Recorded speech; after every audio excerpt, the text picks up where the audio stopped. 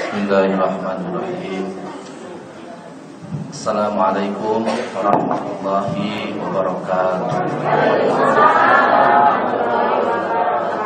Alhamdulillah. Alhamdulillahilladzi arsala rasulahu bil huda wa dinil haqq liyudhhirahu 'ala ad-dini kullihi walau karihal musyrikun. Asyhadu an la ilaha illallah wa asyhadu anna Muhammadan abduhu wa rasuluh. Allahumma shalli wa sallim ala sayyidina Muhammad wa ala alihi wa sahbihi ajma'in. Rabbana zidna ilman warzuqna fahman. Allahumma aghdina bil ilmi wa sayyidna bil hilmi wa akrimna bil taqwa wa jamilna bil afiyah. Allahumma inna na'udzubika min ilmin la yanfa'u wa qalbin la yakhsha'u wa du'ain la yusma'u wa amalin la yuqbalu bi rahmatika ya arhamar rahimin. Para hadirin yang dimuliakan ku Allah Subhanahu wa taala. Pertama, ayo urang syukur ke Allah Subhanahu wa taala bahwa hari ini kita bisa berkumpul di majelis ilmu. Majelis ilmu itu salah satu dari taman surga, min riyadil jannah. Nah, jadi walaupun sekarang misalnya di sini ada yang tidur gitu ya, nah itu teh keur sare di taman surga. Salawat serta salam semoga Allah senantiasa limpahkan kepada junjungan kita Nabi Muhammad SAW, beserta tak lupa semoga Allah limpahkan juga kepada istri-istri beliau, putra-putri beliau, kepada para sahabat, para tabi'in, para waliullah dan seluruh umatnya. Mudah-mudahan kita juga nanti termasuk orang-orang yang diberikan syafaat oleh Allah Subhanahu wa taala. Karena tidak mungkin seseorang itu masuk surga kalau tidak mendapatkan syafaat Rasulullah Shallallahu Alaihi Wasallam. Saya barusan merinding ya, karena terus terang sudah lama tidak sholawatan seperti ini. Karena kalau di tempat saya biasanya berjanji mah singkat setengah jam, Ustaz. Kalau berjanji singkat gitu ya. Nah, perkenalkan dulu, nama saya Syahid ya, Syahid Permana ya, umur sekarang mau 52 tahun. Jadi cek batur mah sing kuring teh rada awet mora, padahal geus umur 52 tahun. Nah, dulu pesantren pertama tamat SD negeri, terus melanjutkan ke pesantren di pesantren Al-Burhan. Pak Burhan itu dipimpin oleh Abu Yajigadung, kakeknya Ajengan Ubay. Tahu Ajengan Ubay? Nah, Ajengan Ubay itu kakeknya. Jadi saya pesantren di kakeknya Ajengan Ubay. Tapi waktu saya di sana Ajengan Ubay belum ada ya, karena sama saya umurnya beda 14 tahun. Jadi saya di sana umur 13 tahun, Ajengan Ubay belum ada. Setelah di situ saya melanjutkan ke Nurul Indah di Tangerang. Tangerang melanjutkan ke Darul Hadis. Kalau di Darul Hadis ada salah satu teman saya di daerah sini, cuma saya belum pernah ya.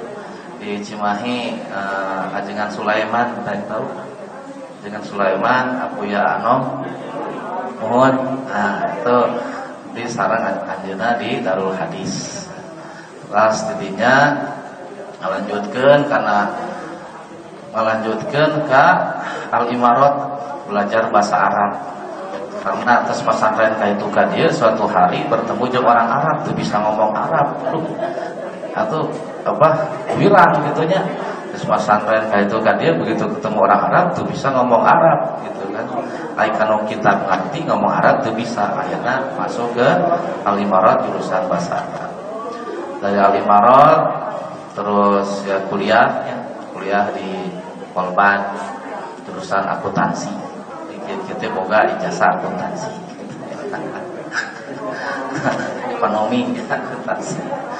Nah, terus di situ belum puas juga, lanjut kuliah di Universitas Ibnu Saud di Saudi, jurusan Saudi.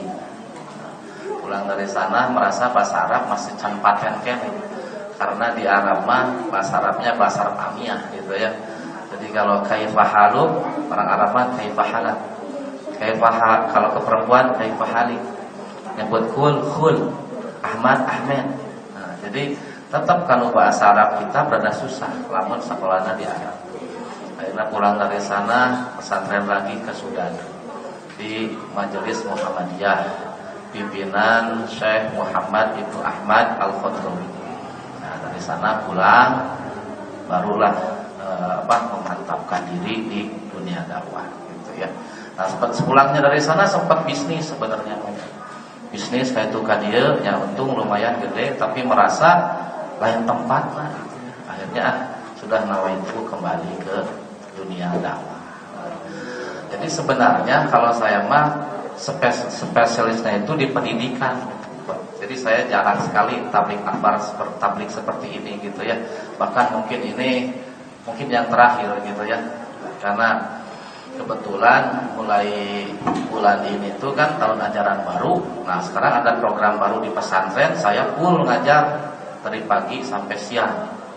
Jadi kegiatan saya pagi dengan masyarakat dan di masjid, siang dari jam 7:30 sampai jam 12 ngasuh santri di pesantren Fatih Al Ayyubi. Insyaallah gratis.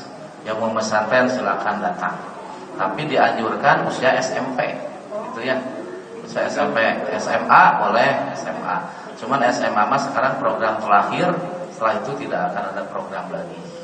Nah, jadi kalau mau nemuin saya pagi ya. Terus kalau siang ada di pesantren. Begitu pada asar ada di Cicaheum. Di sana ada Masjid As-Sapar, terus ada tur Abitatur. Jadi kebetulan saya juga salah satu pembina di travel gitu ya. Yang punya rezeki tanggal 25 Agustus saya orang umroh ya. Nah, kalau umroh itu jangan pakai uang, Pak, tapi pakai iman. Ya. Umroh, haji, melihimah itu pakai iman. Tong pakai duit, tong itu maksudnya tong hitung-hitungan matematik moal nepi. Ya. Gaji UMR hayang haji da moal geuna. Gaji UMR hayang meuli imah ayeuna mah tipe 2 hiji ge geus 500 juta moal ka udah. Lamun teu make iman. Abdi ge geus ka Mekah sabaraha kali, alhamdulillah teu nganggo artos.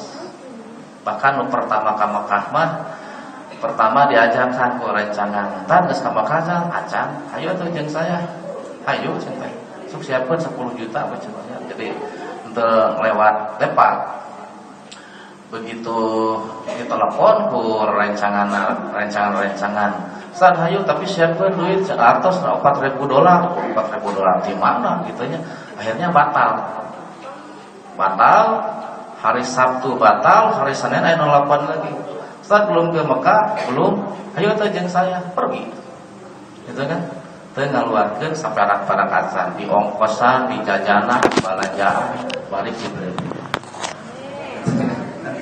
Begitupun umroh gitu ya. Sama umroh juga ya. Nah, ini tanggal 25 kabimbing gitu ya. Kabimbing itu alhamdulillah dipangmayarkeun, dikasih uang saku. Jadi lamun urang indit ka Mekah make duit gitunya hitung-hitungan matematis salamana ge moal indit. Gitu ya. Dan nu kitu teh seueur ibu bapaknya. Seueur pisan. Aya bapak-bapak namanya Pak Hamid, umurna tos 72 tahun. Anjeunna tos ka Mekah, tos umroh, tos ka Mekah. Profesina tukang beca. Tapi selain ngabeca sapu bersih di masjid. Suatu saat punya uang 1 juta, pergi ke Mekah, pergi ke bank Mandiri Syariah, ke BSI kalau sekarang mah. Begitu nabung, buka tabungan haji. Begitu lagi ngantri, ketemu dengan seorang dokter. Pak Amin, nuju naon? Ieu abdi doa tos 1 juta, hoyong ka Mekah bade nabung. Oh gitu. Nah, geus teu lobana naon. Begitu datang ke rumah, pembantu si dokter datang ke rumah Pak Hamid. Pak Hamid dipanggil bapak. Nah, begitu datang ke rumahnya, Assalamualaikum. Pak Hamid ke Mekah, terus gaduh sabaraha 1 juta nu sakti saya. Ieu na teh tambahna. Langsung ke Mekah. Nah, ke Mekah mah siga kitu, Pak. Ya, jadi dengan iman ya, bukan dengan hitung-hitungan matematis. Makanya kudu niat semuanya. Di sini niat semuanya niat ke Mekah. Ya, harus benar niat itu ya. Niat, nah, niat nabung semampunya ya, nanti biarkan Allah yang menyelesaikan ya. Nah, itulah perkenalan sebentar dari saya ya. Saya ngomongnya ya kadang-kadang bahasa Indonesia, kadang-kadang bahasa Sunda, karena di sini ada para orang tua ya. Jangan pilih kaca letot dari 100% bahasa Sunda. Nah, kesempatan ini akan sedikit membahas kitab Al-Hikam. Kitab Al-Hikam dikarang, ditulis oleh seorang waliullah, Imam Ibnu Athaillah As-Samarkandi. Beliau adalah seorang sufi ya, yang hidup sekitar tahun 700-an Hijriah. Nah, sampai sekarang kitabnya abadi dan banyak dipelajari oleh para ulama, para santri gitu ya. Insyaallah kalau kita membahas kitab ini, memahami, insyaallah hidup ini akan semakin optimis. Kalau di pesantren saya kan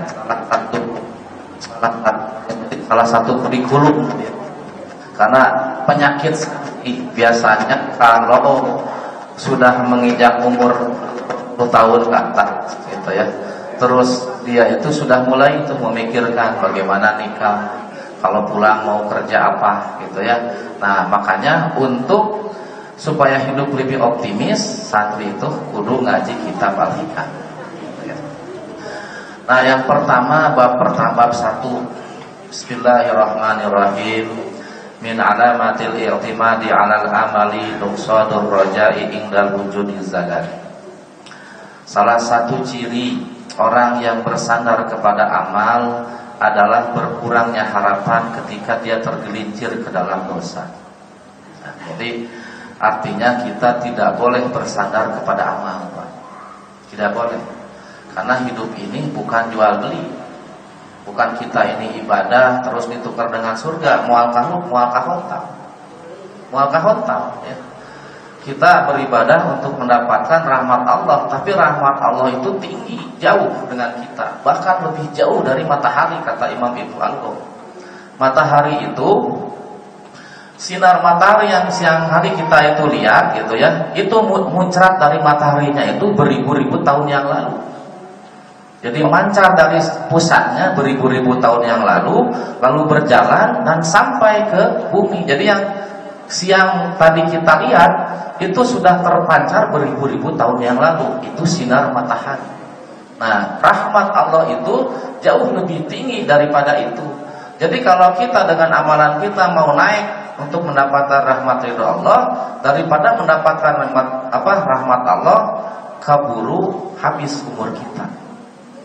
Rasulullah SAW bersabda bahwa umur umatku antara 60 sampai 70 tahun. Hanya sedikit yang lebih daripada itu ya. Jadi kita tinggal berhitung saja sekarang. Umur sekarang 52, berarti kurang lebih 13 tahun lagi. Itu pun kalau nyampe gitu ya. Nah, makanya orang yang paling cerdas itu, sabda Rasulullah, adalah orang yang senantiasa mengingat kematian ya. Orang yang senantiasa mengingat kematian. Kematian itu Pak, itu bagaikan mimpi ya. Kalau dibahas di dalam kitab, bagaikan mimpi orang yang mati itu ya. Saya lebih senang memakai bahasa mati, bukan bahasa meninggal. Karena pada dasarnya innal insana lafi khusrin, manusia itu dalam kerugian. Nah, kematian itu bagaikan mimpi. Jadi bagaikan orang yang mimpi mati, lalu dia melihat jenazahnya, ada orang yang menangisinya, terus dipulasana, dimandikan, dikafani, disolatkan, dikuburkan. Tetapi begitu selesai dikuburkan, ruhnya oleh Allah dibalikan. Begitu dia bangun, dia sudah berada di alam lain. Alangkah kagetnya orang tersebut.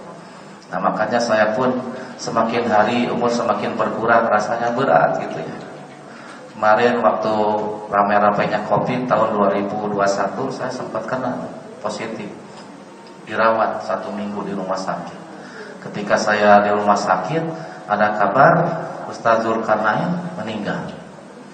Terus Syekh Ali Jabir meninggal. Waduh, saya sudah zikir terus-terusannya, dan meninggalnya karena COVID. Saya sudah kebayang percakapan Rasulullah SAW dengan Sayyidina Umar. Rasul bersabda bahwa nanti di alam kubur semua orang akan mengalami ketakutan. Kata Sayyidina Umar, tanpa terkecuali ya Rasulullah, tanpa terkecuali siapapun orang yang meninggal, pertama kali dia dibangkitkan di alam kubur akan mengalami yang namanya ketakutan yang luar biasa yang belum pernah dirasakan di dunia. Sebab ibu bapak di dunia pernah merasakan ketakutan apa? Dikejar debt collector, kan itu kan sionnya jarangkung gede orang timur ya kan orang timur itu udah kita takut luar biasa. Atau dicegat preman bawa senjata tajam, itu udah takut luar biasa. Nah nanti di alam kubur setiap kita akan mengalami ketakutan yang jauh lebih menakutkan daripada itu. Bayangkan Bu ya, jangankan kita begitu bangun di alam kubur. Dulu zaman saya nyantri itu biasa santri teh hareuleuy. Jadi kalau misalnya tertidur di masjid itu digarotong, diasupkeun ka jero bedug. Bener eta teh. Santri dimasukkeun ka jero bedug. Begitu budak itu luar biasa da kagetna. Eta karek diasupkeun ka jero bedug. Gitu kan? Atawa kadang-kadang di masjid gitu. Ngobrol-ngobrol udah tidur di pareuman kan, ditalinggalkeun. Begitu budak tinggal sorangan. Itu pun sudah langsung lompat gitu kan, langsung lompat ke kobo. Nah ini bagaimana perasaan kita? Bayangkan coba, begitu kita merasa bermimpi, melihat tubuh kita yang sudah mati ditangisi, udah gitu dimandikan, dikafani, udah gitu disolatkan dan dikuburkan, tiba-tiba begitu bangun ada di alam kubur. Bahkan dalam hadis, suara terompah orang yang ada di atasnya itu terdengar. Bahkan dalam hadis yang lain ketika ditalkin mendengar ditalkin. Di sini mah yakin saya pasti masih suka ditalkin ya Pak ya. Nah, kadang ya talkin itu penting ya. Sebab ada hadisnya apabila seseorang itu meninggal terus mati terus ditalkin, maka malaikat munkar dan nakir itu mundur. Terjadi nakona. Bagaimana orang bisa ditanya sedangkan dia sudah meminta tolong kepada Allah Subhanahu wa taala. Nah, kata Sayyidina Umar, apakah Rasulullah apakah tidak terkecuali semua orang akan ketakutan? Iya. Jadi pertama semua kita itu akan mengalami ketakutan. Kita semua termasuk saya akan mengalami ketakutan. Tetapi bagi orang-orang yang beriman, termasuk orang-orang yang senantiasa duduk di majelis ilmu gitu ya, ketakutan itu tidak akan berlangsung lama. Nah, karena setelah itu kuburnya akan diluaskan, lalu akan datang Al-Quran untuk menjadi sebagai penyelamat, akan menolong. Al-Quran itu akan menjadi hujah penyelamat semenjak dia masih ada di alam kubur. Nah itu kalau kita bicara kematian ya. Nah mungkin sekarang tidak akan tamatnya, pokoknya sakatepinya ya. Kalau di pesantren mah sampai 11:30 Pak, kalau ngaji seperti itu habis salawatan sampai 11:30, tapi di dia mah mual punya mau lebih ke 11:30 ya, paling lebih ke jam 11 lewat 4. Nah jadi bergantung kepada amal itu tidak boleh ya. Nah ini kata Imam Ibnu Athaillah, sebagian dari tanda bersandar kepada amal itu adalah berkurangnya harapan ketika dia tergelincir terhadap dosa. Misalnya, di sini yang dimaksud amal adalah amalul jawari min salawati wal azkari wa ghairiha. Contohnya sholat, sholawat dan zikir. Misalnya kita ingin punya rumah, terus saja baca surat Waqiah, baca surat Waqiah, datang ke Jakarta baca Waqiah. Atau baca doa Nabi Nuh, Rabbi anzilni munzalan mubarakan wa anta khairur raziqin. Itu doa bagi orang yang punya rumah. Nah, ayat tersebut oleh Nabi Nuh itu dibaca ketika turun dari perahu. Setelah terombang-ambing, bumi berantakan, Nabi Nuh berdoa, Rabbi anzilni munzalan mubarakan wa anta khairul munzilin. Ya Allah, berikanlah kepadaku tempat tinggal karena Engkau sebaik-baik memberi tempat tinggal. Nah, jadi sob yang belum punya rumah, amalkan doa itu. Setiap habis sholat 5 waktu, baca terus. Setiap habis sholat waktu, Robi anzilni terus gitu ya. Suatu saat karena kesibukan tidak membaca, hilanglah harapannya. Saya ini udah berbulan-bulan terus. Sekarang karena sibuk kerja tidak membaca doa lagi, sehingga doa saya mau diijabah. Nah, itu tidak boleh. Walaupun sekalipun kita ini sedang lalai, bahkan berbuat dosa sekalipun, tapi ingat, bagi orang yang beriman, dosa itu tidak boleh disengaja. Orang beriman tidak boleh dosa itu disengaja. Jadi dosa itu harusnya tidak disengaja berbuat dosa. Jadi kalau dia lalai, tidak sengaja berbuat dosa, itu tidak merubah harapannya terhadap Allah. Karena kita dengan Allah itu bukan transaksi. Bukan transaksi. Beribadah terus Allah memberi, bukan.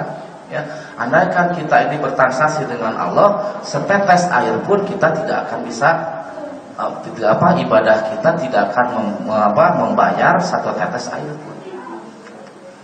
Rasulullah bercerita bahwa dulu ya, ada orang yang umurnya 1000 tahun. Ketika beliau itu berumur 500 tahun, dia stop semua kegiatannya, dan 500 tahun sisanya itu dia habiskan untuk beribadah kepada Allah.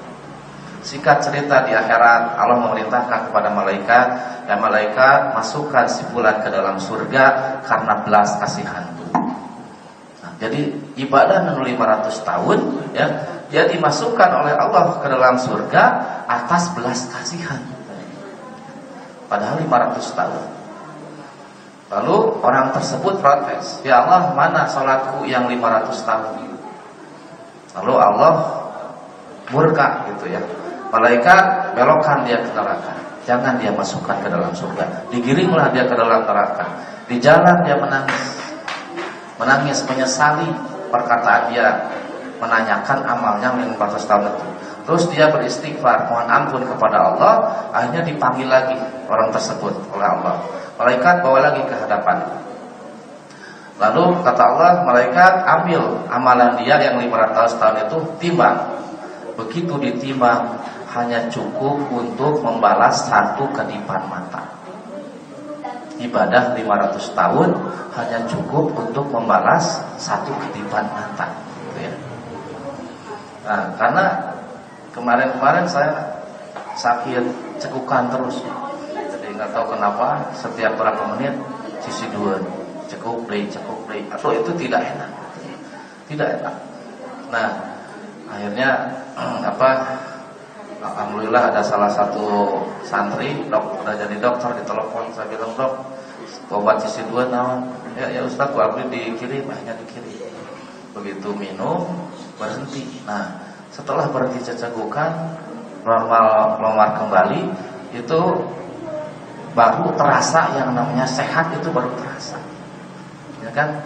Nah, itu saja kita sudah merasa plong gitu ya. Yang tadinya sakit cegukan sekarang disembuhkan oleh Allah.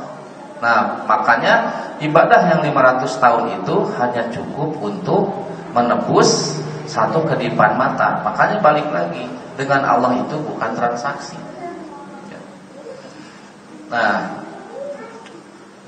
makanya di sini, salah satu ciri ya, sebagian dari ciri orang yang bersandar kepada amal itu adalah berkurangnya harapan ketika dia hilaf, tergelincir terhadap dosa. Nah, amal itu apa? Al-amrokadul jismi. Amal itu adalah geraknya badan, tubuh atau hati, itu dinamakan amal. Kata Rasulullah, sabda Rasulullah, bahwa manusia itu tidak terlepas dari dua. Kalau dia tidak melakukan ketaatan, dia melakukan kemaksiatan. Nah, setiap gerak kita itu aja gitu.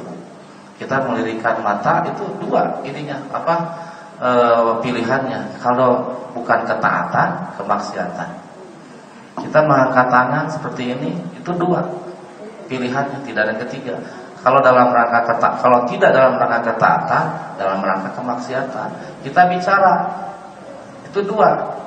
kalau tidak dalam rangka ketaatan, dalam rangka kemaksiatan. Makanya banyak ulama tasawuf itu tidak banyak bicara. Karena semakin banyak bicara, orang itu berpotensi untuk melakukan kemaksiatan itu lebih besar. Ya. Tapi jangan salah mengartikan hadis ya. Hadis Rasul bersabda, "Qul khairan aw liyasmut." Bicaralah yang baik-baik, apabila tidak lebih baik diam. Nah, secara tekstual juga begitu ya.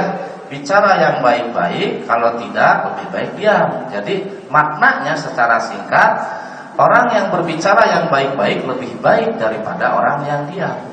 Orang yang banyak bicara tapi isinya banyak kemaksiatan lebih baik diam. Gitu, ya. Jadi jangan ketika sesudah membaca hadis itu jadi cicingan. Nah, itu salah arti. Sampai-sampai dia punya kemampuan dititah jadi khotib Jumat. Sebab naon tong loba teuing ngomong, nah eta salah arti ya. Jadi banyak bicara tapi isinya ketaatan, kebaikan lebih baik daripada diam. Tapi diam lebih baik daripada banyak membicarakan hal-hal yang berbau maksiat. Kata ya. Nah, wa in taharrak bima fihi abun sumiyat ta'atan. Apabila bergerak jasad atau hati itu bergerak dan menghasilkan pahala, maka itu disebut dengan ketaatan. Fa in taharraka ma fihi iqab sumiyat maksiatan. Apabila dia bergeraknya itu menghasilkan hukuman, gitu ya, maka disebut dengan kemaksiatan. Nah, jadi cuma dua. Kalau tidak dalam rangka taat, dalam rangka maksiat, pergerakan itu. Al-amalu yanqasimu ala salasa. Yang namanya amal itu terbagi ke dalam tiga. Amalus syariah, yang pertama amal syariat. Di islahil jawari, amal syariat itu untuk memperbaiki jasad, untuk memperbaiki fisik. Nah, tubuh kita ini terdiri dari tiga komponen utama. Yang pertama fisik, ya, fisik, ya, kepala, tangan, kaki, mata, itu jawari namanya ya. Nah, yang kedua, tubuh kita ini terdiri dari jiwa. Nah, jiwa itu ditanamkan di dalam hati dan otak. Nah, kalau kita misalkan sebuah handphone gitu ya, maka jawari fisiknya itu adalah casingnya. Terus jiwanya itu kalau dalam handphone aplikasinya. Terus yang ketiga, tubuh kita ini adalah ruh. Dalam handphone ruh itu ibarat baterainya. Nah, tiga-tiganya harus ada. Fisiknya bagus, aplikasinya sudah di-download bagus, tapi baterainya mati. Nah, itu tidak akan berfungsi. Casingnya bagus, baterainya kuat dan tahan lama, tetapi tidak ada aplikasinya, tidak ada manfaatnya. Nah, begitupun dengan diri kita, antara jasad, jiwa, dan ruh itu harus sama-sama baik. Bahkan seorang beriman itu harus berproses, gitu ya. Jadi semakin hari semakin berproses, jasadnya semakin baik, jiwanya semakin baik, hatinya semakin baik, otaknya, pikirannya semakin baik, ruhnya semakin baik. Di saat semuanya sudah baik, disitulah kita itu berpulang kepada Allah Subhanahu wa ta'ala. Nah, amalan syariah itu, atau yang kedua dulu. Pertama, amalan syariah itu untuk memperbaiki fisik kita. Bukan memperbaiki supaya cantik, bukan. Tapi untuk memperbaiki, misalnya gimana supaya mata jadi bagus. Nah, maka jangan melihat hal-hal yang diharapkan oleh Allah. Bagaimana kaki ini supaya bagus, maka jangan melangkah ke tempat-tempat kemaksiatan. Bagaimana supaya tangan ini menjadi bagus, maka jangan memegang atau mengambil yang bukan hak kita. Itu yang dimaksud. Bukan dalam arti bagus fisik, secara jasad ya, tapi maknawi. Yang kedua, amalan thariqat li islahil qalbi, amalan thariqat ini untuk memperbagus hati. Untuk memperbagus hati, memperbagus jiwa. Dan yang ketiga amalan hakikat. Amalan hakikat. Amalan hakikat ini liislahir ruh, untuk memperbaiki ruh. Ya. Nah, antara ruh dan jiwa ini di kalangan para ulama tasawuf itu masih ada banyak perdebatan. Dan itu kita jangan terlalu jangan aneh, karena di dalam Al-Quran juga Allah berfirman, mereka bertanya tentang ruh. Katakanlah bahwa Allah itu hanya sedikit memberitahukan tentang ruh. Jadi pengetahuan manusia tentang ruh itu hanyalah sedikit, gitu ya. Nah, amalan syariat itu banyak. Sholat, amalan syariat. Puasa, amalan syariat. Zakat, zikir, amalan syariat. Tapi dari sekian banyak amalan syariat, intinya 3. Yang pertama taubat, yaitu tobat. Yang kedua takwa. Yang ketiga istiqomah. Apa itu tobat? Tobat itu ibarat kita membersihkan badan dengan sabun. Dibersihkan badan kita dengan sabun. Setelah dibersihkan dengan sabun, dikasih minyak wangi, gitu ya. Lalu takwa itu apa? Diberikan pakaian. Itu namanya takwa, gitu ya. Nah, setelah diberikan pakaian itu jangan sampai lepas, dan pakaiannya itu harus syar'i, dipakai secara terus-menerus. Itu yang namanya istiqomah. Nah, jadi intinya semua amalan saya itu banyak, tapi intinya kembali kepada 3. Pertama tobat, yang kedua takwa, dan yang ketiga adalah istiqomah. Ya. Ini saya tidak terangkan satu persatu lah. Silakan apa itu taubat, ya, apa itu takwa, apa itu istiqomah. Terus amalan thariqat. Amalan thariqat itu untuk mempercantik hati. Bagaimana supaya hati tidak dengki, bagaimana hati supaya tidak riya. Walaupun orang riya itu ada manfaatnya. Dalam kitab Tanbihul Ghafilin, gitu ya. Di situ dibahas tentang bab riya dan bahaya riya. Tapi penulisnya di situ siapa penulisnya? Syekh Abdul Rahman Asy'ari, beliau menjelaskan bahwa itu ada manfaatnya. Itu apa? Kata beliau, kalau tidak ada orang-orang yang masjid-masjid tidak akan berdiri, madrasah-madrasah tidak berdiri, jalan tidak akan bagus. Nah, jadi ada manfaatnya orang yang ria. Dan bahkan orang yang ria juga tetap mendapatkan pahala. Pahalanya dari mana? Kalau orang yang ria mendirikan masjid, dia tidak mendapatkan pahala dari mendirikan masjidnya, tetapi dapat pahala dari setiap orang yang sholat di masjidnya. Jadi hitungan-hitungan pahala sangat detil pahala itu. Nah, ini amalan thariqat. Amalan thariqat itu untuk memperbagus hati. Gimana supaya tidak dengki, gimana supaya tidak riya, bagaimana supaya tidak sombong. Maka amalan thariqat juga banyak. Tetapi intinya kembali kepada 3. Pertama ikhlas, yang kedua sidik, yaitu jujur, yang ketiga tumaninah. Ya, tumaninah itu merasa nyaman bersama dengan Allah. Ya. Ikhlas itu tidak melakukan amalan hanya semata-mata karena Allah Subhanahu wa taala. Para ulama membagi ikhlas itu menjadi 3. Ada ikhlasnya orang awam. Ikhlasnya orang awam itu dia beramal dengan mengharapkan balasan dunia, dan di akhirat ingin masuk surga dan selamat dari neraka. Nah, tetap ikhlas. Cuma ikhlasnya ikhlas orang awam, gitu ya. Jadi kalau dia memang betul dalam Quran ada gitu ya, kalau orang itu beramal maka dari 1 tumbuh menjadi 100. Dalam hadis kalau dia bersedekah 1 dibalas dengan 10, gitu ya. Boleh bersedekah 1 juta, mudah-mudahan dibalas 10 juta. Boleh, ikhlas, tapi ikhlasnya orang awam. Ya, seperti itu. Yang kedua, ikhlas mutawasit. Orang yang pertengahan. Ikhlas orang yang pertengahan itu dia tidak ada keinginan balasan di dunia, gitu ya. Pokoknya mau sedekah, sedekah, mau sholat, sholat. Pokoknya ibadah, ibadah. Tidak ada urusannya dengan di dunia.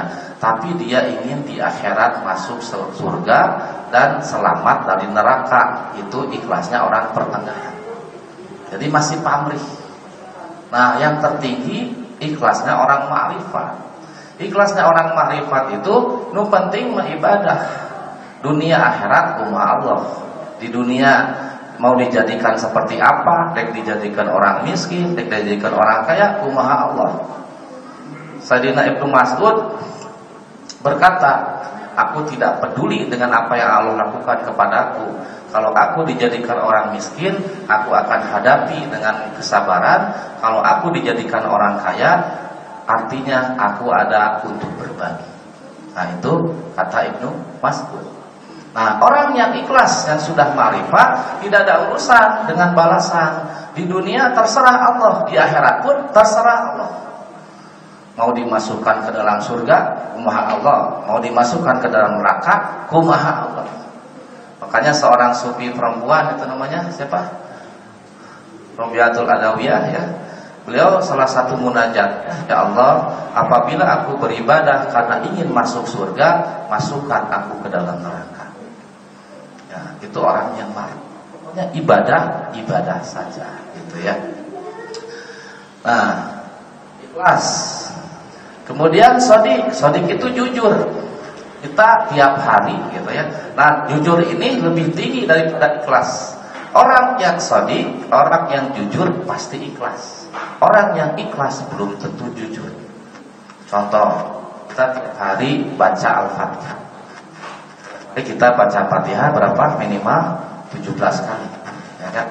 Kita sehari sholat 5 waktu. Berapa rakaat? 17 rakaat. Berapa kali sujud? 34 kali sujud.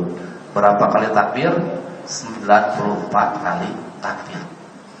Ketika baca Al-Fatihah bisa jadi itu ikhlas, khusyuk, gitu ya. Tetapi belum tentu sidik. Sidik itu karena apa? Di Al-Fatihah ada kalimat Iyyaka na'budu wa iyyaka nasta'in. Hanya kepadamu ya Allah aku menyembah. Hanya kepadamu aku mohon pertolongan. Hanya kepadamu Allah mohon pertolongan. Begitu ada masalah, yang pertama bukan ngadu kepada Allah. Nah, itu namanya tidak sidik. Bisa jadi, tapi belum tentu sidik. Ya.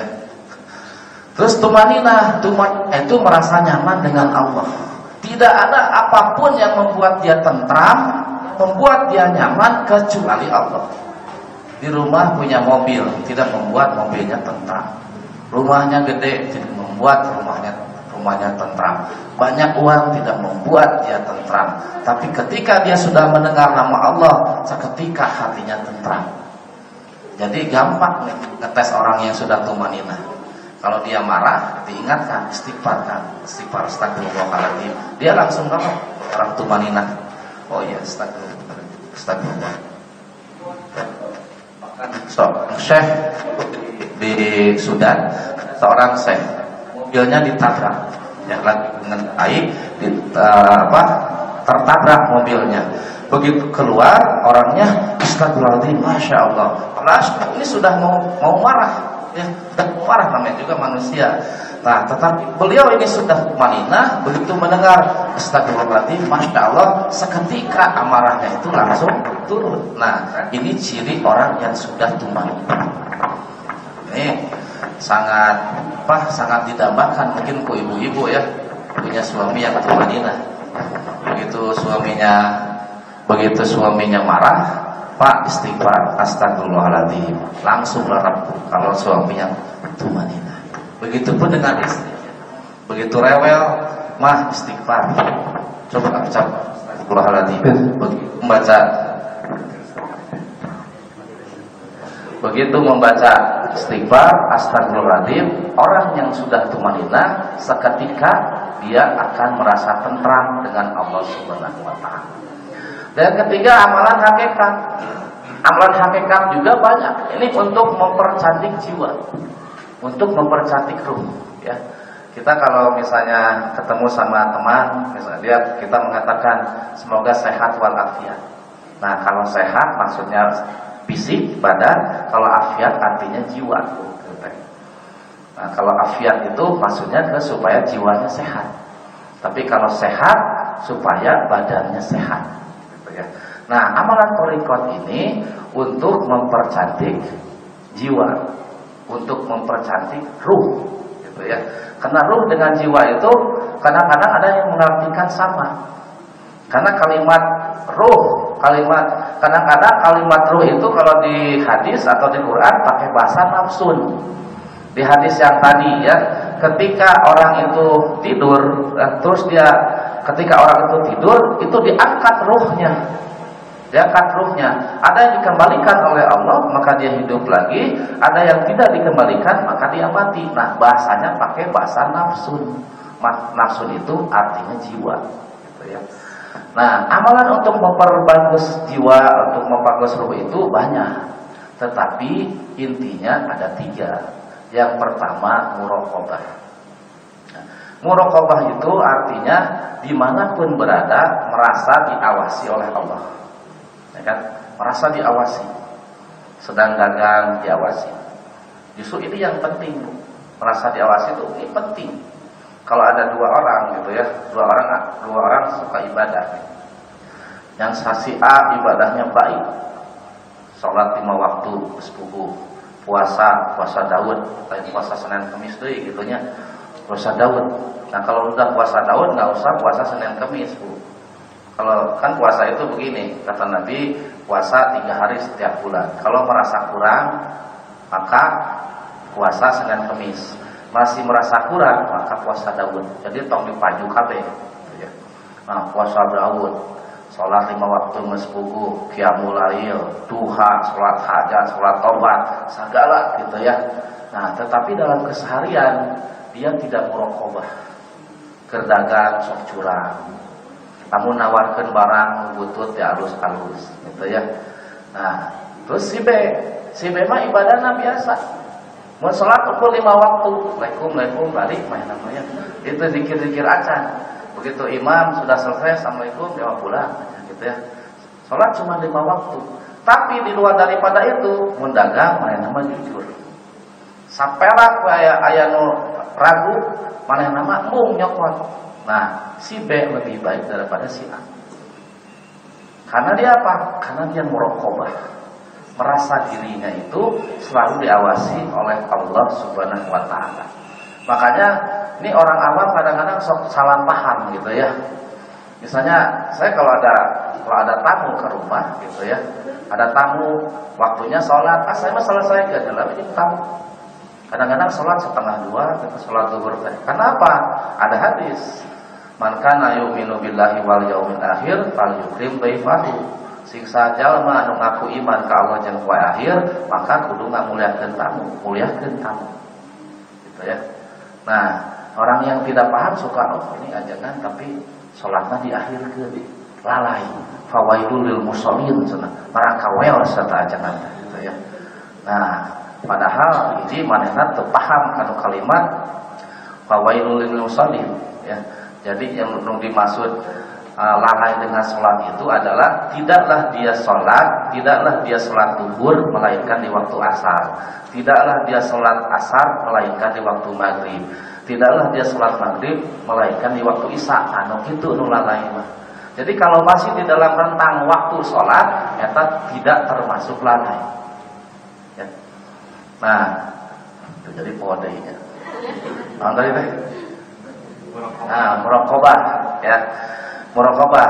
Nah, jadi orang yang muraqabah itu ya lebih baik daripada ahli ibadah. Lebih baik lagi sudah ahli ibadah muraqabah. Kan? Nah, makanya seperti saya bilang tadi, kalau ada tamu saya mah selesaikan dulu, gitu ya. Karena ini tamu itu bagian dari perintah Rasulullah yang harus dimuliakan, muliakan tamu, layani, gitu ya. Sholat nanti 1:30, tidak apa-apa. Ya, kalau saya, tapi orang yang tidak paham kadang-kadang suka begitu, langsung menilai. Jadi karena dia mah begitu ngomong langsung ke masjid, itu bagus. Begitu ngomong langsung ke masjid, gitu kan? Bahkan tamunya langsung ditinggalkan. Jadi si tamu teh kapok datang ke imahna teh, ya. Nah, ini banyak di kalangan masyarakat muslim kita yang salah menafsirkan. Makanya tuh saya tuh sedang melis itu hal-hal yang salah tafsir di masyarakat. Salah tafsir teh. Misalnya di Al-Qur'an ayat kalimat al-fitnatu asyaddu minal qatli. Fitnah itu lebih besar dosanya daripada pembunuhan. Tapi fitnah di dunia teh lain ka fitnah eta teh. Tapi kemusyrikan. Ayat itu turun pada waktu itu orang-orang kafir Quraisy kalau tawaf, kalau sa'i itu bari manggul berhala. Bahkan ada yang sampai telanjang, ngulingan Ka'bah gitu ya, ngulingan Ka'bah. Nah, pada bulan haram yaitu bulan Dzulqa'dah, Dzulhijjah, Muharram sama Rajab itu kan tidak boleh perang, tidak boleh membunuh. Nah, tetapi dibolehkan memperingati mereka apabila mereka diperingati ngajak perang, boleh diperangi, boleh dibunuh. Gitu. Makanya al-fitnah, fitnah itu artinya di situ kemusyrikan itu lebih besar dosanya daripada pembunuhan. Jadi lain fitnah. Fitnah dalam bahasa Arab itu don. Suudon itu fitnah. Bukan fitnah, kamu fitnah saya. Lebih gede bahaya daripada ngabunuh. Ngabunuh mah lebih gede daripada ngafitnah dosanya, gitu ya. Banyak sekali di masyarakat yang salah memahami. Contoh kedua di masyarakat yang salah memahami. Ada yang meninggal, terus istrinya menangis. Begitu menangis, curulung digabruk suaminya, namanya juga ke suami kan sedih, langsung diangkat. Entong kerja. Eta cimatana perih. Nah, eta pun salah tafsirna ya. Kusa diteangan gitu dina kitab, teangan dina kitab. Kapangi dina kitab Al-Kabair 70 dosa besar. Ternyata itu kebiasaan orang-orang Quraisy dulu. Kalau ada orang yang mulia dan dermawan yang baik yang meninggal, itu orang-orang tuh menangisi sampai histeris. Pada orang yang dermawan meninggal, orang-orang kan merasa kehilangan sampai histeris. Sampai digabrukan si mayat itu, yang cerikan. Keluarganya tuh bangga, ya kan? Karena keluarganya meninggal sampai ditangisi begitu histerisnya oleh masyarakat. Karena terjadi seperti itu, orang-orang yang sudah mau meninggal, orang tua yang sedang sakit, amanat berwasiat kepada orang yang hidup, kadang-kadang dibayar. Mungkin pun saya mawat cerikannya. Nah, disitulah Nabi itu bersabda, barang siapa yang maut terus dicencerikan, maka dia di alam kuburnya akan diazab karena ditangisi oleh orang yang masih hidup. Nah, itu kakara asup akal, bener kan? Jadi maksudnya orang yang dicencerikan, tetapi si mayatnya itu sebelumnya wasiat, lamun mawat cencerikan saya. Nah, itu berarti kan hayang kapuji. Nah, nu kitu, nu bakal disiksa di alam kubur.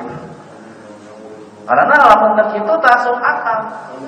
Makanya di bahasa keren mah memahami dalil kudu epistemologi gitu ya, bahasa keren mah.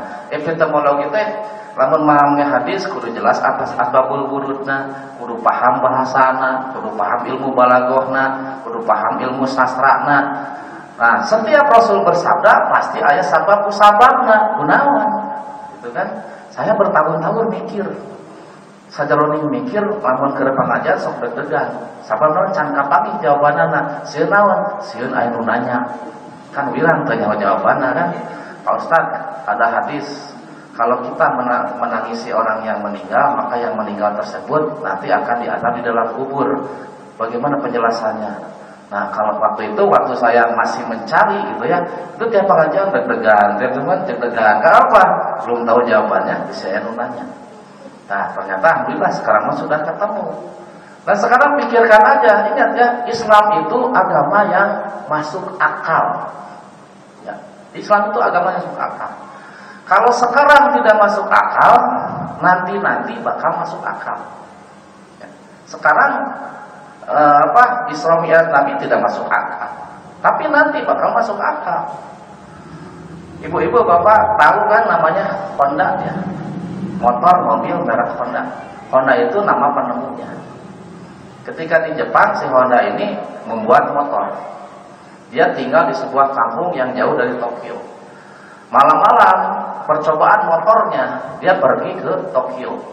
Kalau ditempuh dengan naik kuda itu 2 hari 2 malam. Tapi karena naik motor cuma beberapa jam bisa pulang balik. Nah, semua orang di kampung itu tidak ada yang tahu kalau si Honda ini sedang membuat motor. Tengah malam dia pergi ke Tokyo. Pulang malam itu juga. Siangnya dia ngadongeng ke tetangga. Saya geus di Tokyo. Di Tokyo itu ternyata kieu dia ngapelo terus ya enggak. Ya kan? Tetapi begitu sudah ketemu motor sekarang, motor sudah banyak, mobil sudah banyak, masuklah logika.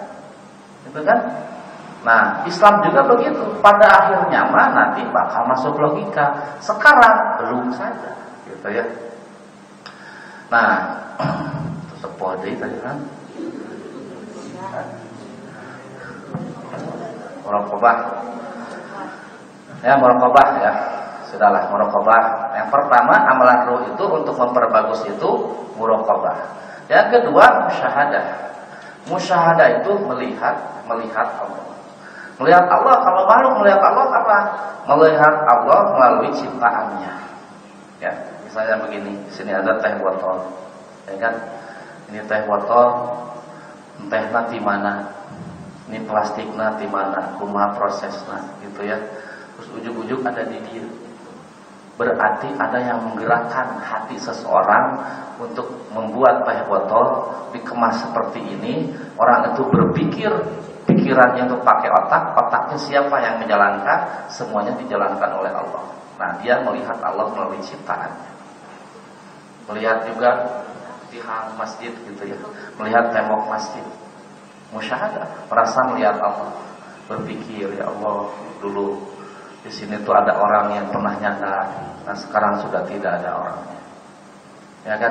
Nih, setiap makhluk yang Allah ciptakan itu bertasbih kepada Allah dengan caranya masing-masing. Jadi karpet ini kalau bisa bicara, dia pas kalau kita bisa mendengar dan dia bisa bicara, dia pasti akan mengatakan, dulu di sini ada orang-orang yang pernah duduk dan sekarang sudah tidak ada. Dulu pas di sini pernah ada imam, pernah ada yang pernah menjadi khatib dan sekarang orangnya sudah tidak ada. Nah, itu musyahadah, melihat Allah melalui makhluk-makhluk.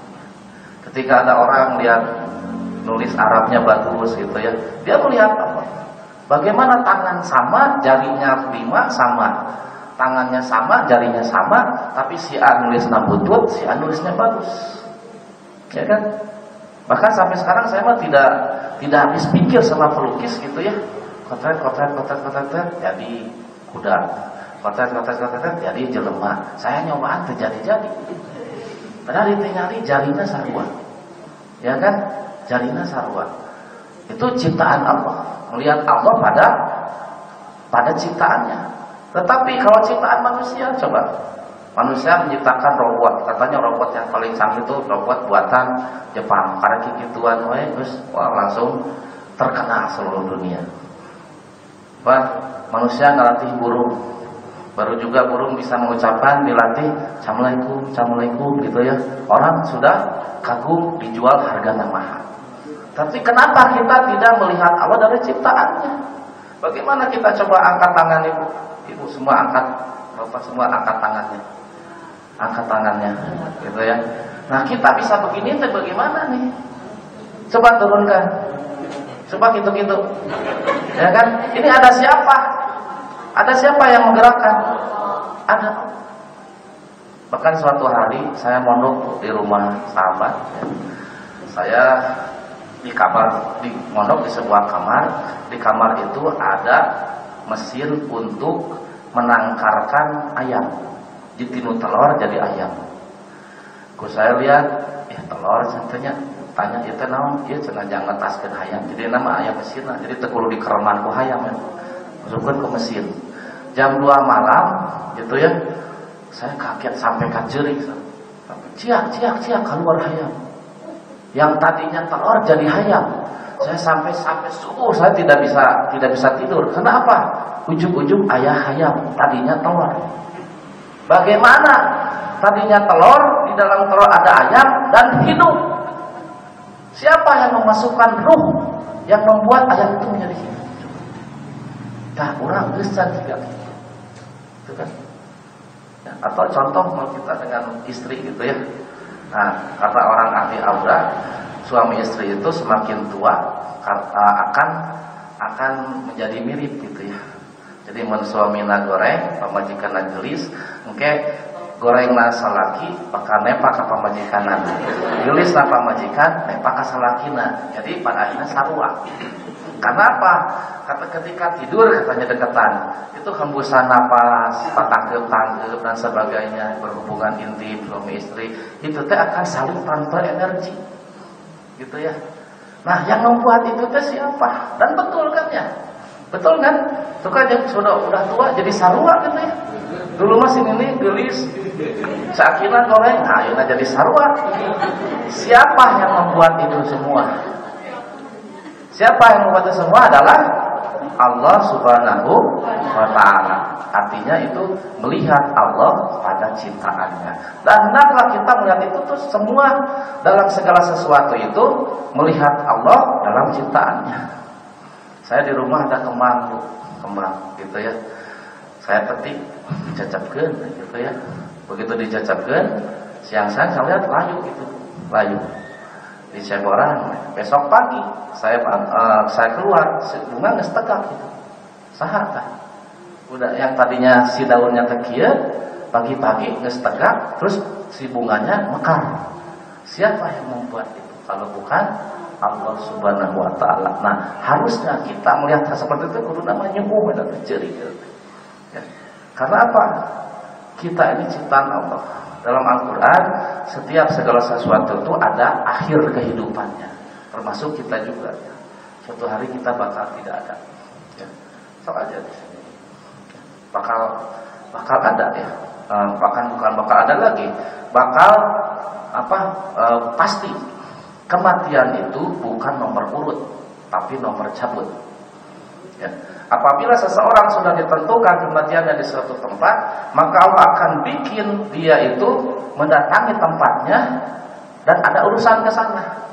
Misalnya seseorang sudah ditetapkan di Lauhul Mahfuz, matinya ditembak KKP, gitu ya. Pasti kok Allah bakal diberikan sesuatu yang membuat dia pergi ke Papua, misalnya dari kantornya. Atau dia ngelamar kerja keterima di Papua. Nah, di sanalah dia akan menjemput kematiannya. Ingat, liang kubur itu tidak pernah pergi. Liang kubur itu tidak pernah mendekati. Liang kubur itu tidak pernah mendatangi kita. Yang mendatangi itu siapa? Kitanya yang mendatangi liang kuburnya itu. Gitu ya. Nah, makanya saya selalu ingat kepada liang kubur. Alhamdulillah sekarang tinggal saya di kampung di sana di Cimenyan, harga tanah masih murah, 5 juta satu buah. Kalau di sini kan sudah 50 juta, di sana mah 5 juta. Tapi kalau sudah sore, maghrib, semua pagi jeung jeleman, jeung jurikin mau pangi. Kusabab sepi nah, gitu ya, sepi. Nah saya kalau tengah malam kita kan kalau tidur itu kan kadang jam 1 bangun gitu ya. Bangun tidur lagi, jam 2 bangun tidur lagi. Itu kalau bangun poek gitu. Nah saya alhamdulillah jadi sering ingat kepada kematian. Jadi kalau bangun jam 3, jam 3 kayak dalam buat cigaki gitu. Kalau sekarang mah kan kalau kita tidur dimatiin. Kalau di dunia mah kita dimatiin tapi masih ada remang-remang dari cahaya dari lampu tempat lain. Nah kalau nanti di alam kubur seperti apa? Kan? Dan kita semuanya bakal mengalami semuanya. Makanya hidup itu ya, walaupun di Al-Qur'an wahadainahu najdain, kami tunjukkan kepada kalian 2 jalan. Jalan baik, jalan ketaatan, jalan buruk, jalan kemaksiatan. Fahalama fujurha wa taqwaha. Aku ilhamkan kepada kalian dosa dan ketakwaan. Jadi Allah memberikan pilihan. Jadi satu-satunya makhluk, manusia itu adalah makhluk yang diberikan pilihan oleh Allah. Malaikat mah tidak. Malaikat itu bekerja sesuai perintah Allah. Ya, kalau ada orang dizalimi, kalau kata Allah tolong, dia tolong. Kata Allah tidak memerintahkan, kajenteng dibunuh cici malaikat. Nah manusia makhluk yang diberikan pilihan. Tetapi ingat, ya, 2 pilihan itu, jalan baik dan jalan buruk, itu yang buruk bukan untuk dipilih. Jalan dosa dan jalan takwa, ingat, jalan dosa bukan untuk dipilih. Karena apa? Semua ada konsekuensinya. Jadi hidup itu terpaksa atau sukarela. Mau terpaksa, mau sukarela, mau suka atau tidak, hidup ini mau tidak mau harus menjadi orang yang baik. Kudu jadi jelema baik, tidak ada pilihan. Karena kalau kita memilih jalan yang tidak baik, konsekuensinya sudah jelas nanti di sana. Bahkan di dunia pun kadang-kadang orang dipeliharakan oleh Allah, ya. Orang yang memilih jalan yang buruk di dunia pun banyak yang sengsara. Di dunia sengsara, di akhirat pasti lebih sengsara, gitu ya. Karena kita orang beriman. Orang beriman itu harus meyakini bahwa ada kehidupan setelah kematian. Umur kita yang 60-70 tahun ini, bahkan ada yang kurang. Saya 8 bersaudara, 2 sudah meninggal. Dan dua-duanya meninggal di umur 33 tahun. Kakak saya meninggal 33. Nah, adik saya meninggal 33. Makanya dulu pas umur 33 deg-degan saya kan. Si saya oke, gitu ya. Nah, tetapi ini nih, wallahu alam ya. Kalau saya lihat dari wajah, saya melihat mirip ke ibu. Nah, ibu saya panjang umur. Kalau adik kakak saya yang pondok umur 33 kayak bapak saya. Bapak saya pendek umur. Cuma 60-an, ibu saya sampai ke 80. Gitu kan? Nah, tetapi mau tidak mau kita itu tidak ada jalan lain. Hidup kita yang di dunia itu 60 tahun, 70 tahun itu adalah kehidupan yang singkat. Setelah ini kita akan menghadapi kehidupan yang jauh lebih panjang, gitu ya. Masa penantian di alam kubur itu jauh lebih lama daripada kita hidup di dunia. Bahkan kalau dalam hadis ketika orang itu sudah dibangkitkan itu tidak langsung jalan, Bu. Begitu dibangkitkan ya, sangkakala itu untuk yang kedua kalinya manusia bangkit, itu tidak langsung jalan tapi berdiri dulu. Berdiri dulu menunggu perintah untuk jalan ke mahsyar. Berdirinya itu adalah 40 tahun. Yang satu harinya adalah 1000 tahun. Berdiri tunduk kita kan. Setelah 40 tahun dikali 1000, seharinya 1000 tahun, baru disuruh berjalan kepada mahsyar. Di mahsyar tidak langsung kita itu dihisab, tapi berdiri lagi 70 tahun. 70 tahun yang satu harinya adalah 1000 tahun, di mana matahari jaraknya hanya beberapa mil saja dan jumlahnya bukan satu matahari nanti, gitu ya. Nah, makanya saya ulangi lagi, hidup ini mau tidak mau, suka tidak suka, ikhlas tidak ikhlas, terpaksa atau sukarela, tidak ada pilihan kecuali menjadi orang yang baik. Alhamdulillah ya, di sini malam alhamdulillah jamaahnya banyak. Saya sering kalau ngaji itu sedikit. 2 minggu yang lalu saya Jumatan di kampung, padahal kalau dulu mah di kampung itu kan rame ya, dulu tahun 80-an, tahun 90-an, dulu mah di kota sepi, di kampung rame dulu mah, sekarang mah dibalik, Bu. Saya Jumatan 2 minggu lalu di kampung, itu yang Jumatan cuma 2 sok. Masjidnya lebih kecil daripada ini. 2 sok, goge sebagian anak kecil. Selesai Jumatan saya tanya kepada pengurusnya, Pak Ustadz, di sini orangnya pada kemana? Duka ada raya, tapi duka kemarana, nah gitu ya. Nah ini tanda akhir zaman. Kita hidup di penghujung zaman. Kita umat Rasulullah, umat akhir zaman, ya. Dan kita ini bakal menjadi saksi atas umat yang lain. Dalam Al-Quran begitu. Ketika umat yang lain nanti dihisab di hadapan Allah, kita akan menjadi saksi bahwa Rasulullah benar seorang Rasul, beliau telah menyampaikan dakwahnya dan kita bersyahadat, akan menjadi saksi. Ketika kita yang sedang dihisab, maka Rasulullah yang menjadi saksi. Ingat, Rasulullah yang akan menjadi saksi kita. Jadi kalau umat lain, Yahudi, Kristen, Hindu, Buddha, mereka disidang, maka yang menjadi saksi kita, umat Islam. Ketika kita umat Islam disidang, yang menjadi saksi siapa? Rasulullah. Bayangkan kalau ketika kita sedang dihisab di hadapan Allah, Rasul bersaksi, ternyata Rasul mengatakan la adri man huwa. Saya tidak tahu dia siapa. Mungkin tidak masuk surga. Makanya tadi sholawatan saya merinding, ya kan? Karena dalam hadis dikatakan orang yang sudah meninggal itu sewaktu-waktu diperlihatkan keadaan orang-orang yang masih hidup. Bukan melihat ya Bu ya, diperlihatkan. Bahasanya tuh. Karena ada orang yang mengatakan, ketika saya mengatakan orang yang masih hidup itu melihat orang yang sudah meninggal itu melihat kepada orang yang masih hidup. Wah, itu bid'ah, dolalah finar. Bohong. Nah, bahasanya perhatikan. Makanya kata saya juga, kalau memahami dalil, ya gramatikal bahasanya. Bahasanya itu, orang yang sudah mati itu, yang sudah meninggal, sewaktu-waktu diperlihatkan keadaan orang yang masih hidup. Orang tua kita diperlihatkan kita.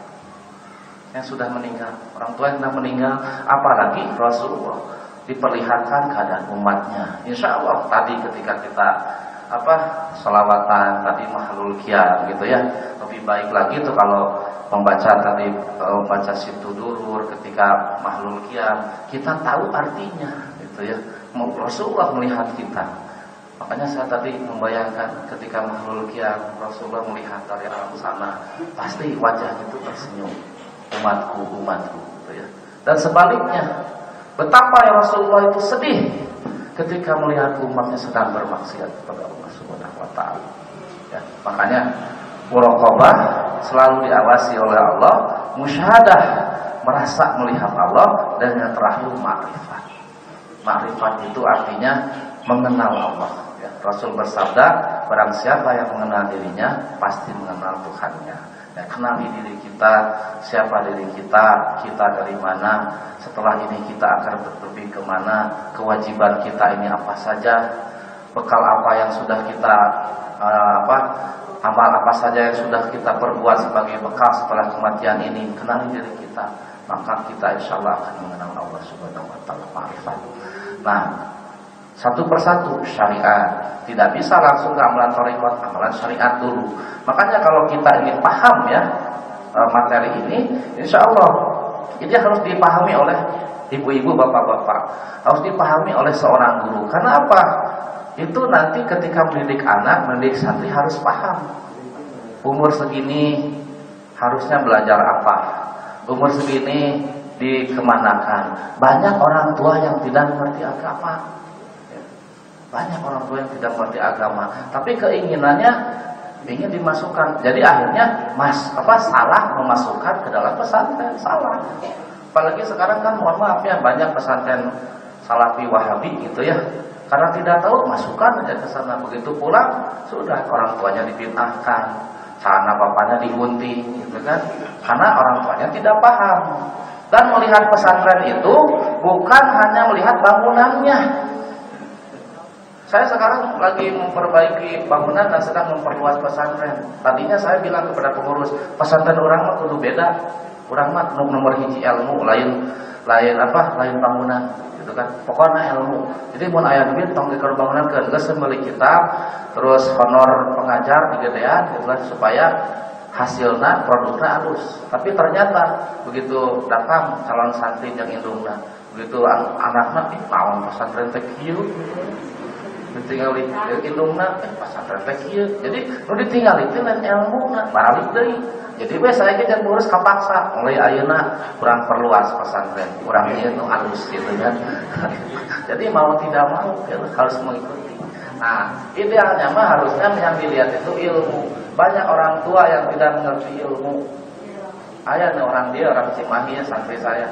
Orang dia tapi nggak tahu di mana, di Ciberemnya itu ya.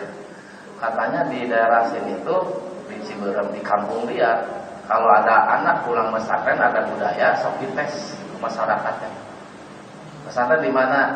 Pesantren Pati Al-Ayubi. Itu kajian ngaji kita, sok baca kitab, review baca kitab. Ari dia nu ngetesna bari jeung eueuh nu nyaho. Terus ari kakak, dia kan belum lama masih SMP jadi belum terlalu bisa. Ari kamu kan can bisa cek saya teh. Saya mah ini we saparan-paran, beda nu martieun cenah. Akhirna berat we maca kitab saparan-paran, cek jamaah teh alus di mana pesantren teh. Saha guruna. Nah, itu akibat orang tua tidak paham gitu ya. Begitupun dengan mendidik anak. Jadi harus tahu nih, yang pertama ilmu syariat dulu. Ilmu syariat itu ilmu fisik, Bu. Ajarkan sholat gitu ya. Ajarkan kumaha cara wudu, cara sholat gitu ya. Nah, Terus udah ilmu syariat sudah baik, sudah bagus baru kepada ilmu thariqah ya. Ulama sufi mengatakan la yasihul intiqalu ilal maqam hatta yuhaqqiqa min qablihi. Tidak boleh pindah dari satu makom ke makom berikutnya kalau belum mantap di makom sebelumnya. Jadi jangan diajarin dulu ilmu thariqah kalau ilmu syariatnya itu belum mantap. Nah ini banyak di kalangan orang Islam nih, mohon maaf misalnya disebut al-hikmah.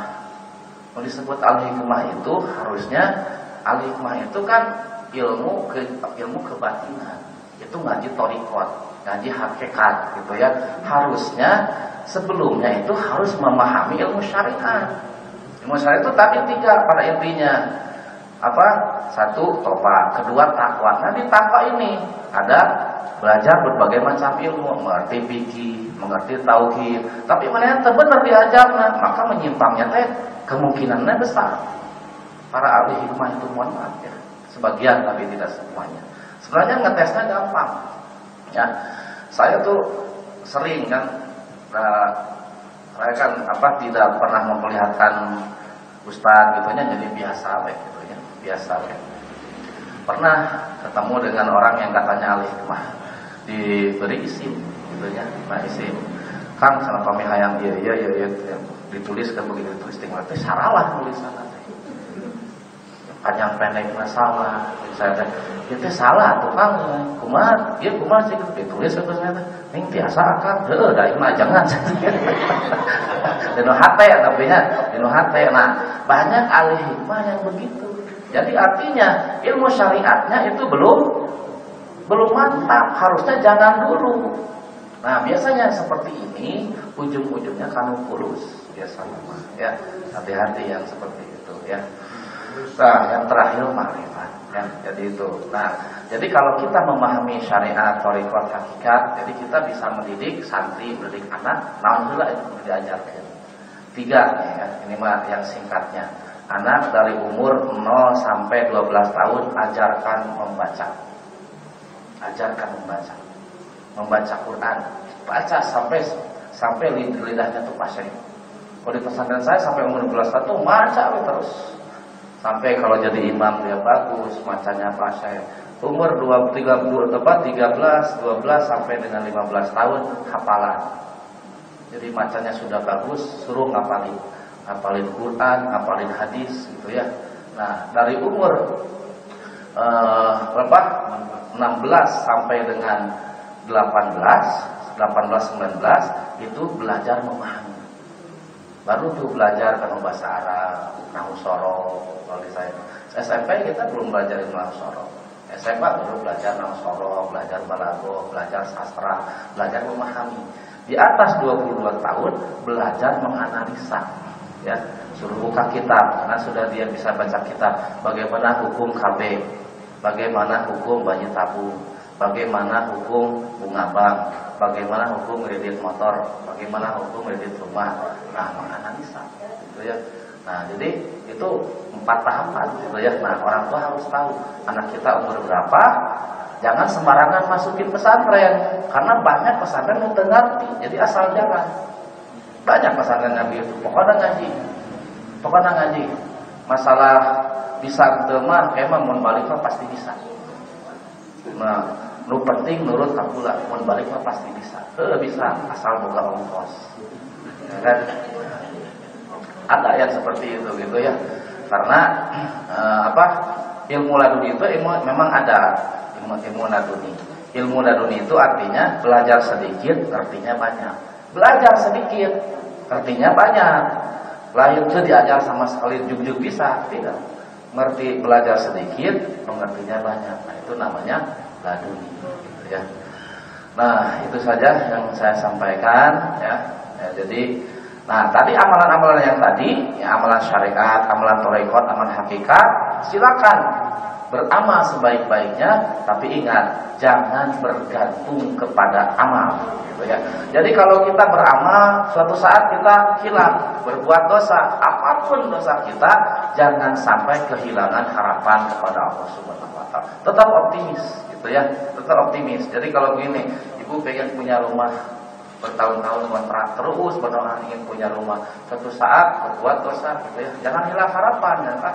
Saya berbuat dosa, aku Allah mau dikabulkan. Mikir lagi ya Bu, jelema kafir wae mana garede. Nah gitu mikirna. Nah jadi akhirnya optimis, Allah Maha Pengasih. Orang kafir saja dikasih. Nah saya mah hanya melakukan dosa itu gitu ya, hanya dosa kecil. Orang Yahudi saja gitu ya, berkali-kali dilatat oleh Allah, berkali-kali diampuni dosanya oleh Allah. Orang Yahudi ya, bunuh, terus disuruh bunuh diri, dihidupkan lagi, diampuni lagi.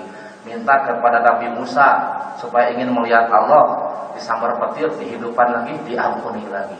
Itu dosanya seperti itu. Ayo orang insya Allah dosanya paling bawah, paling ngabohongnya, ya kan? Paling ngabohong, orang mau dosa teman ngobrol, sok lupa bohong, gitu ya. Jadi orang mau dosa membunuh, zina, mabok, itu ya insya Allah. Nah Yahudi saja yang dosanya seperti itu oleh Allah diampuni. Makanya ketika kita hilaf tergelincir terhadap dosa, jangan hilang harapan kepada Allah Subhanahu wa ta'ala. Alhamdulillahirabbil alamin. Wassalatu wassalamu ala Rasulillah sallallahu alaihi wasallam. Subhanakallahumma wa bihamdika asyhadu an la ilaha illa anta astaghfiruka wa atubu ilaik. Wassalamualaikum warahmatullahi wabarakatuh. Alhamdulillah, atur nuhun kapangsa Kiai atas maparinan ilmu kanggo urang sadayana, mugia tiasa manfaat kanggo urang sadaya mugi matena anu ngarugikeun anak. Mugi doakeun ku urang sadaya mugi matena dina sehat walafiat, panjang yuswana, wafat ilmuna, barokah. Amin ya Allah ya rabbal alamin. Hadirin rahimakumullah.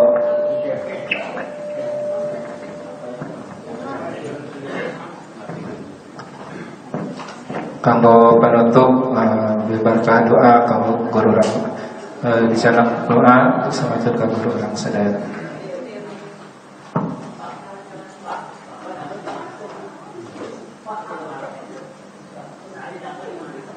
A'udzubillahiminasyaitonirrajim. Bismillahirrahmanirrahim. Alhamdulillah wassalatu wassalamu ala habibina syafiina wa dzurrina wa majidina wa lana Muhammad sallallahu alaihi wasallam rasul ajmain. Amin ya Allah ya rabbal alamin. Alhamdulillahirabbil alamin.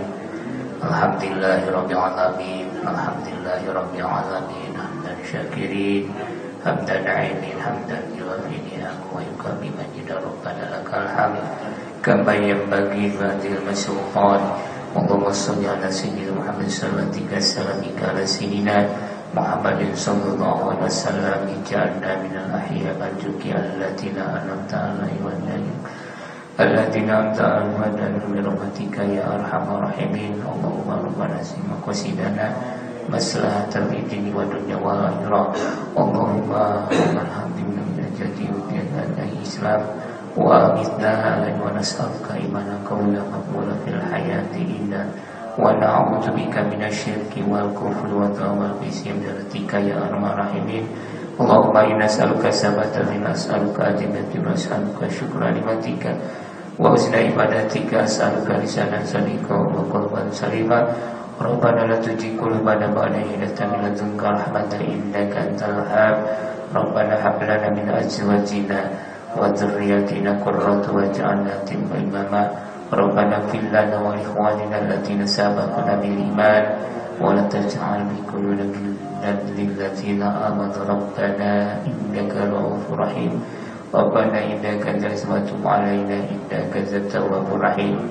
Rabbana atina fid dunya hasanah wa fil akhirati hasanah wa qina adzabannar.